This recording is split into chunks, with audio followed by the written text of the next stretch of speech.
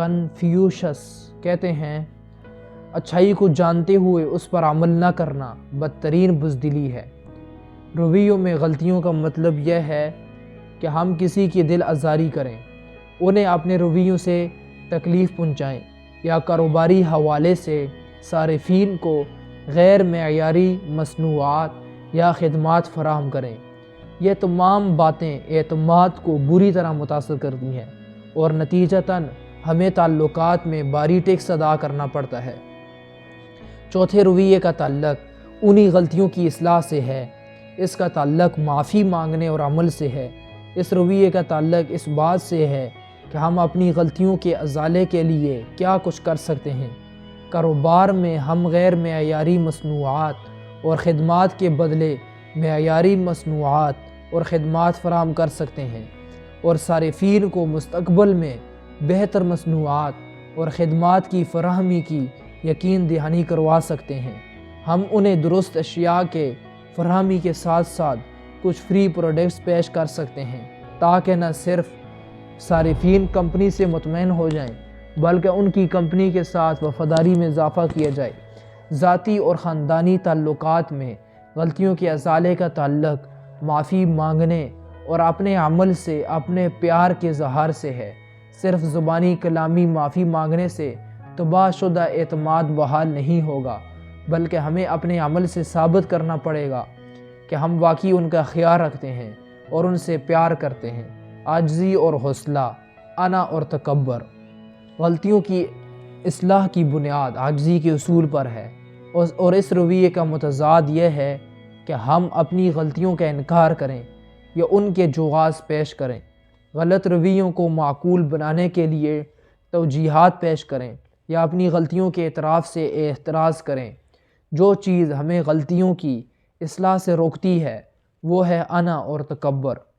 اپنی غلطیوں پر ڈٹے رہنے سے ہم تعلقات میں اعتماد کو بری طرح تباہ کرتے ہیں اور جس کے نتیجے میں ہمیں اپنے تعلقات میں بھاری ٹیکس ادا کرنا پڑتا ہے۔ اس کے برعکس جب ہم غلطیوں کا اعتراف کرتے ہیں تو ان کی اصلاح کے لیے عمل پر جیت جاتے ہیں جس سے نہ صرف ہمارے تعلقات میں اعتماد بحال ہوتا بلکہ اپنی نظر میں مزید معتبر بن جاتے ہیں۔ غلطیوں کے اعتراف کے لیے عاجزی درکار ہے جبکہ ان کی اصلاح کے لیے حوصلے کی ضرورت ہے۔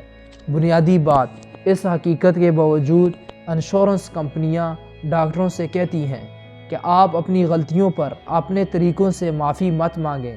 ایسے بہت سے شواہد موجود ہیں جو یہ ظاہر کرتے ہیں کہ وہ ڈاکٹر جو معافی طلب کرتے ہیں ان کی زیادہ عزت کی جاتی ہے اور ان سے ہرجانہ نہیں مانگا جاتا۔ لوگ اس وقت ہرجانہ وصول کرتے ہیں جب وہ پاگل ہوں اور لوگ اس وقت پاگل ہو جاتے ہیں جب وہ دوسروں کی معذرت چاہتے ہیں مگر وہ معذرت وصول نہیں کر پاتے۔ دل سے معذرت کے اظہار پر لوگ اپنی تلواریں نیاموں میں ڈال لیتے ہیں۔ اگر آپ دوسری طرف ہوں جب کسی دوسرے شخص نے آپ سے زیادتی کی ہو تو اہم بات یہ ہے کہ آپ دوسروں کو معاف تو کر سکتے ہیں اور جب ہم اپنی غلطی کا اعتراف کرتے ہیں تو دوسرے بھی اس قابل ہو جاتے ہیں کہ وہ اپنی غلطیوں کو محسوس کر سکیں اور ان کی تلافی کے لیے کچھ عمل بھی۔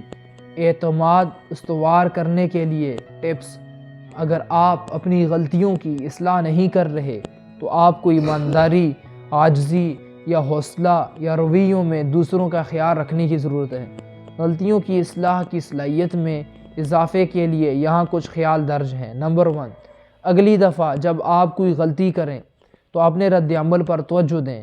کیا آپ اسے نظر انداز کر رہے ہیں؟ کیا آپ اس کی توجیہات پیش کر رہے ہیں یا آپ اسے چھپانے کی کوشش کر رہے ہیں یا آپ اس کا فوری اعتراف کرتے ہیں اور اس کی اصلاح کرنا چاہتے ہیں؟ اگر آپ میں عاجزی اور حوصلہ نہیں ہے تو آپ اس شخص کا تصور کریں جو آپ اپنے آپ میں دیکھنا چاہتے ہیں۔ نمبر 2، کچھ دیر اپنے ماضی کو سوچئے۔